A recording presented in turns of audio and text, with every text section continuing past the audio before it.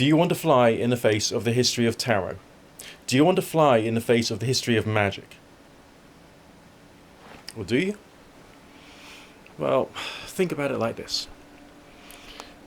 The period that we're in at the moment is a period when alternative spirituality has developed its own identity, its own character.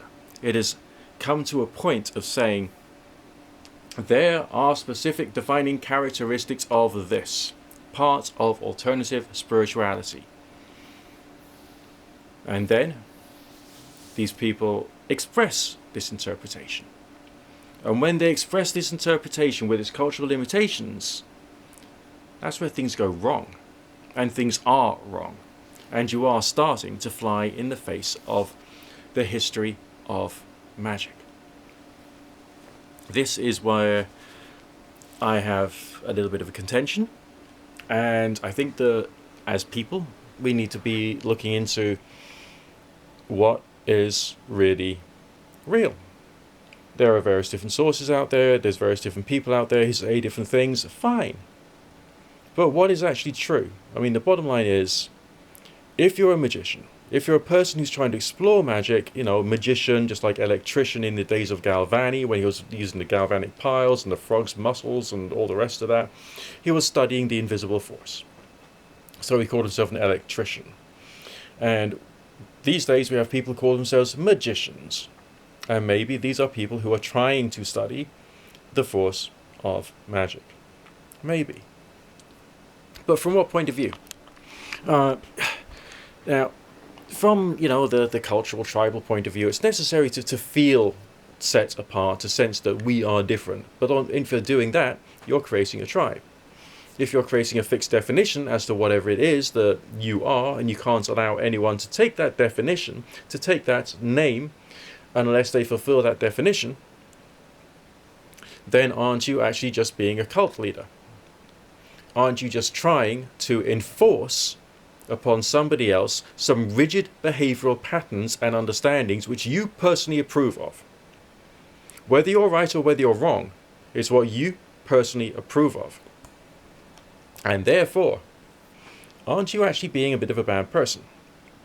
And aren't you also restricting the intellectual and creative growth of the individual in the same manner as a fundamentalist of another faith trying to impose a particular way of doing things or a particular interpretation upon that person? Let me be brutally honest here. The vast majority of the things in paganism aren't pagan. Not at all. They were held, you could say, in safekeeping by Christian groups. The Golden Dawn, the Rosicrucians, all the rest of them. Even the Aleister Crowley Book of Thoth Tarot has got whopping great Christian crosses on the back of the cards and has a symbol for the Lamb of God on the Emperor card. It's Christian. Okay? It may not be approved of by people in the Church of England, but it is still Christian. The tradition of the circle casting in Wicca, Christian. Comes from the Letter Key of Solomon, a variety of a very eccentric Christian prayer book, or possibly based upon on a hoax. But either way, it's become part of the culture. It is Christian. The inverted pentagram for the first degree initiation of Wicca, again, Christian. Because it referred to the birth of Christ, the divine descending. And therefore the beginning of your spiritual journey, or your faith-based journey, is defined by the inverted pentagram. Coming out of Masonry, Christian. Tarot itself, a Christian book, based upon Christian ideas, with Christian imagery in it, from the medieval mind. Alright? Everything that you've got in paganism, including your meditative and prayerful practices, they're all very Christian. The image of a pagan priest sitting and kneeling, attempting to reach gnosis whilst he's sitting at his altar with his imagery on it and his candles and his incense, is very, very Catholic.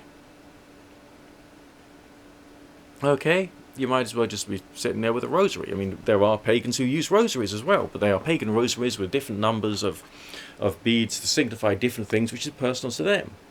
but it's still the same procedure, okay, to attempt to get somewhere. They will probably develop a different state of mind because they have a different cosmology, a different intentionality, and all that kind of stuff, because they're people.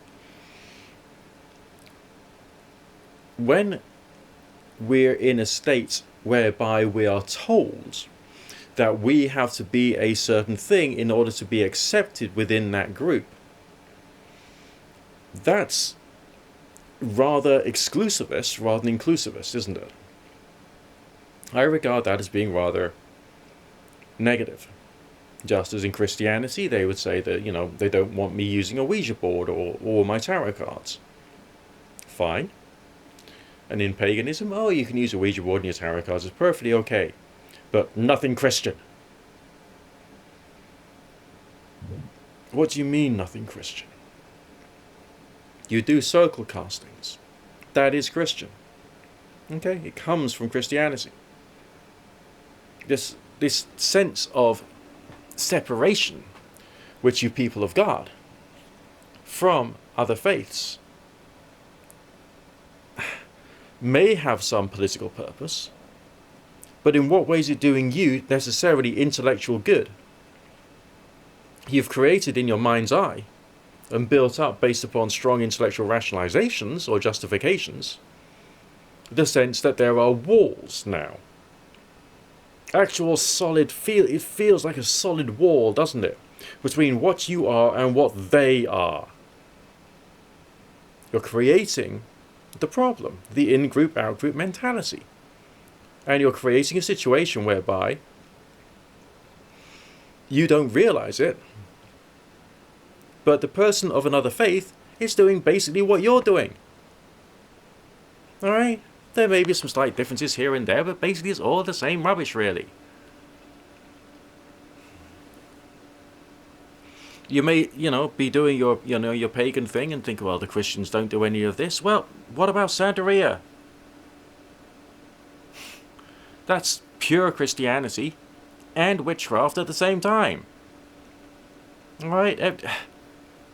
The more you look at all of this stuff, surely you must be moving to a point of intellectual understanding whereby the creating this in-group, out-group mentality, creating this politics of separation, creating this situation whereby there is intellectual, cultural, and even behavioral restrictions in your little cult.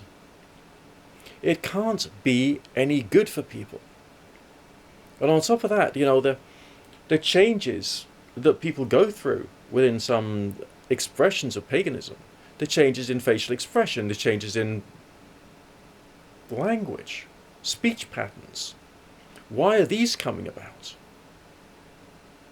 When essentially, if you are an individual who is possessed of being reasonably clear-minded, reasonably sane, you should be able to say, well, this is what my spiritual path is. I choose to practice in this way. I believe that there are some benefits from this, and therefore this is what I will do. Okay? And then to be able to discuss that with other people, and be able to say, well, okay, this is the way I identify. Could you support me in this, please? And you'll probably be quite pleasantly surprised that people will probably be quite willing to accept if you were to deliver your approach to them in that way. It's not a question of, I'm going to say I'm this, I'm going to wear this jewelry, which I'm going to tell you has this one particular meaning, when in fact there's much more to it than that, actually. And saying, I am separate to you, I am going to wear in front of your very face clothing which says that I am telling you I am separate to you. Which is a great way of getting on with people, isn't it? Great, fantastic. So well thought out, that is. You're not any different, really. You're just the same as everybody else. Okay? A primitive little stupid monkey who's trying to understand the world. And you've got various things in the world which you choose to hate for various different reasons, many of which are justified. But some of which are not. And maybe you need to look at how you're thinking things through and how you're practicing and how you're communicating about your practices so that people could understand you better and get on with you better.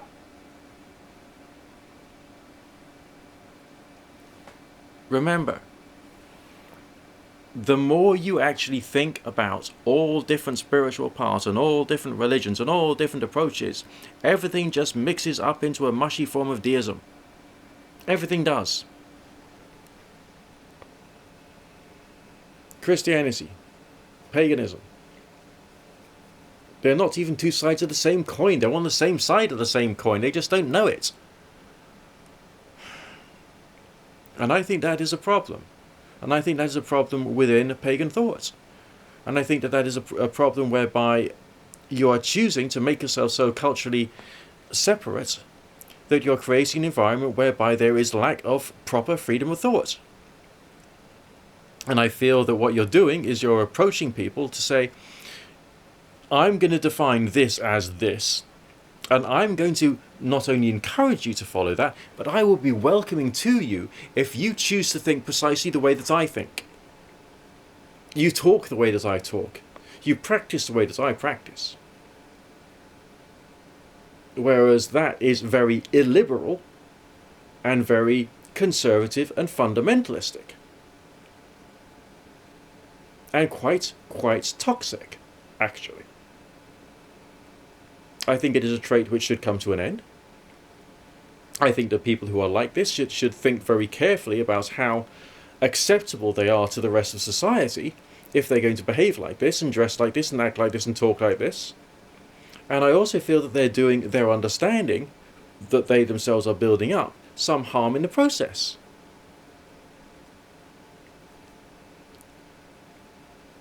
I mean, let's look at the environmentalism associated with paganism. Great, wonderful, in favor of it, 100%, totally, just like, I am right there, 100%. But would a pagan environmentalist feel as comfortable on a protest march side by side with a green Anglican? They should. They should actually think we're on the same side for this one particular, battle to save the environment. But they might feel uncomfortable, wouldn't they? Taking into account that the Christian has forgotten the Christian traditions what the pagan is doing. And the pagan has forgotten that the pagan is doing Christian traditions. You've got this collective amnesia, and you've only got the definitions, the political definitions, which are placed in front of you in the here and now, which is given to you because Christians want to separate themselves, they separate themselves from paganism, and pagans want to separate themselves, they separate themselves from Christianity. But essentially you're both doing the same thing. You just don't know it. And you don't know it because you've forgotten it. And you don't know it because you've chosen to feel separate. And you don't know it because you haven't seen that there is a certain level of unity within humanity. We're all very primitive creatures. We're all fighting to try and, survive and look after ourselves and trying to find the right ideas to live by for ourselves and for the outer world. And therefore we're all trying somehow. But are we trying really, really hard and really, really well when we place these blocks and obstacles and walls between ourselves and the others? Alright, surely people of religion, people of spirituality, these are people who are aspiring to be the best within a society, emotionally, morally, culturally, spiritually, intellectually, capable of doing more good things for more good people in amazing ways. Surely that is what all faith is kind of about. You do this stuff to keep yourself safe. You develop your morality and understanding of right versus wrong so you don't do things that then cause you problems.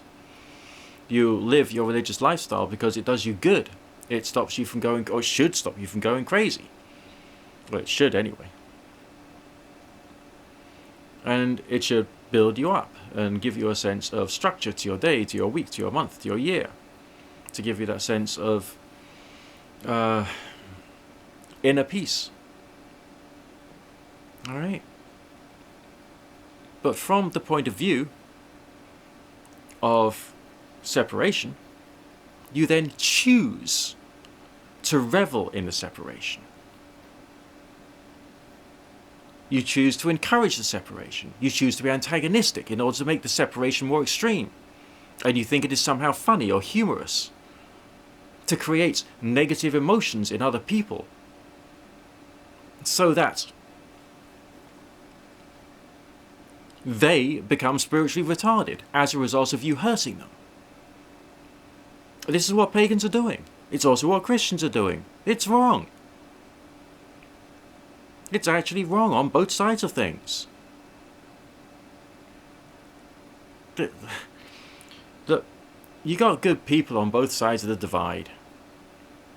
You really have, okay? Good people whose probably their core values are pretty similar. If you were to sit the fuck down and actually have a conversation with them. Right? There's more similarity than there are differences, and one must learn to understand this. And this cultural amnesia, and this desire to be set apart, and this desire to be antagonistic against the other, it's got to stop. Alright? If Wiccans really believe that in the concept of perfect love and perfect trust, why would there be a desire to create antagonism with other people? Because it certainly doesn't make you come over as being nice. And it certainly doesn't you don't come over as being nice if you're perpetually repeating the same poxy, pathetic religious apologetics you picked up in a pagan federation meeting, or a pagan link meeting, or a talking stick meeting. Alright? These. It doesn't help.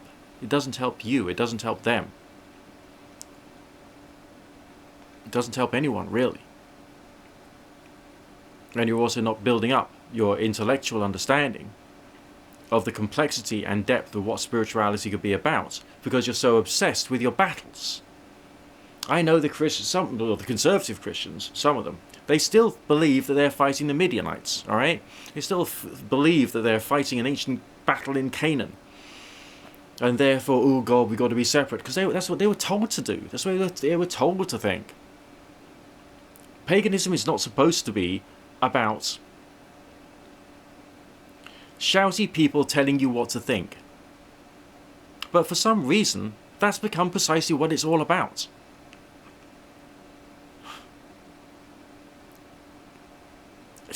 Just, it bothers me. There is so much in paganism which is so contrary to growth and progress. You know, why can't we just see that we're just creatures trying to grow together? Why can't we just see that we are human beings with tons of issues and faults and foibles getting in the way of our personal growth and our personal development, and making us occasionally say things which are a bit toxic once in a while because we can't handle our own emotions because we're humans and we're pathetic? That's, you know, that's your normal Christian or your normal pagan, I suppose, rather than necessarily the ones who are going out there to evangelize. And yes, there are pagan evangelists out there, and don't you dare tell me that there aren't. We don't proselytize. Yes, you fucking do.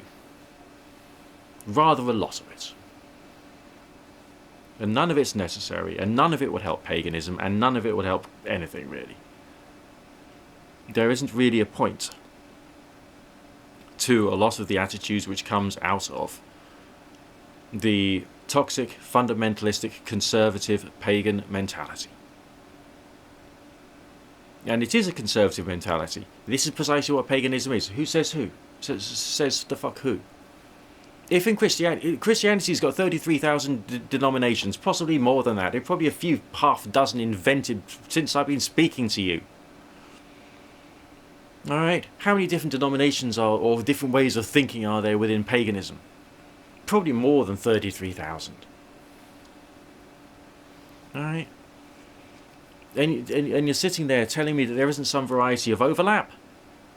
And you're sitting there telling me that there isn't some variety of connection between the two of them, historically? Oh yes, I can tell you so much with my tarot cards. Your tarot cards are Catholic. Yeah, so when I'm sitting in my circle and I'm talking to the angel, that's Christian. When I'm doing my contemplative technique, there's contemplative techniques and traditions in each and every single spirituality on the face of the damn planet. Every single spirituality, every single faith. And they all overlap. And they're all connected. But when you say, well, that's a different culture, I can't have anything to do with that. Does that actually make you a good person? And who was it at what point in history who said that no? Right? This is what it is to be pagan. This is what it is to be Christian. And maybe both of these people were wrong. Say, fucking Bishop Nicholas at the Council of Nicaea. Alright? He slapped Arius in the face. Says, no, Jesus is the true Son of God. So, the Council of Nicaea and the decisions based upon it has been based upon violence and the arrogance of Bishop Nicholas, who was a bit of a wally, really. So, whatever Christianity was before Bishop Nicholas slapped Arius in the face, it probably wasn't what it is now. And where it'll turn into in another 50 or 150 years, who the heck knows? Maybe the addition of some aspects of paganism into Christianity, and maybe even the creation of the Christian witchcraft cult, would help to soften the blow and soften the nature of Christianity so that it can become a bit more progressive and inclusive. Hopefully that'll happen. So, Christian witchcraft has its purpose and place. Alright? Which means that the Golden Dawn and the Rosicrucians and all the other cool Christian groups also have their place in the evolution and development of ideas, and the evolution and development of the concept of what it means to be a faith-based person.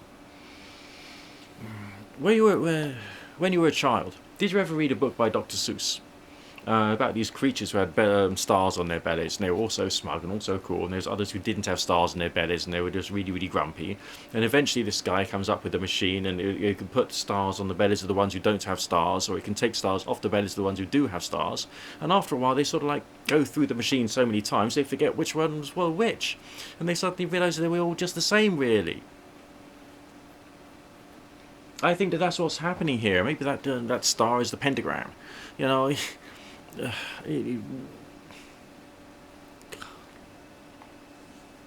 I don't know how I can get through to you that the creation of the separate pagan identity and the generation of the separate Christian identity is retarding both groups. There is now missing traditions in Christianity which could help with contemplation and thinking things through. There's missing literary traditions in paganism, which could help pagans to become more intelligent, articulate individuals who have more care and compassion for other people of different faiths. But at the moment, paganism has become quite so exclusivist, and Christianity has become quite so exclusivist. Neither of them are any good anymore. Alright, there's problems with the ways in which people set themselves apart, rather than actually growing as a grown adult. No, we're not doing that, it's not traditional. Who says? Well, it's the tradition of this form of Alexandrian witchcraft. So what? Maybe Alexandrian witchcraft needs to develop a few more traditions. Maybe Gardnerian witchcraft needs to have a few traditions taken away from it. Maybe you need to think a bit more creatively about what you're doing and what you're saying and why you're saying it to help yourself and to help those around you. The problem of being set apart with your own imagined boundaries is wrong. Now, my personal experience shows me there is a genuine spiritual force out there. And you know what? I've experienced it both as a pagan and a Christian. And I've even experienced it before I even knew what a pagan or a Christian was.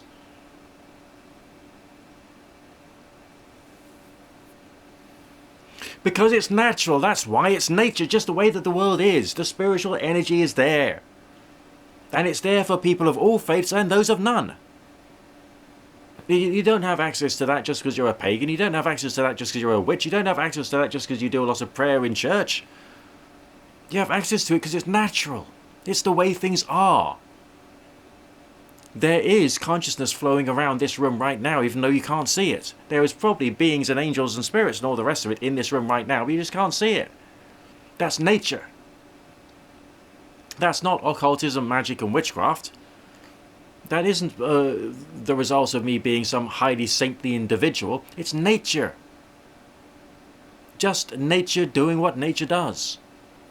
And we don't have to, I don't want us to be in a world where we got to be, feel we got to be secretive about this stuff. And unfortunately, there is political boundaries in the outer world, so sometimes we have to. But it is actually wrong for us to maintain this sense of cultural separation.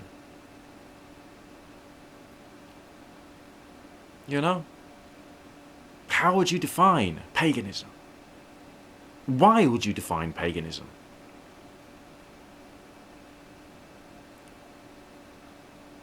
What is there room for a person of intelligence to look at paganism and say there's things in that which I don't agree with, and that needs changing and will be changed in my life?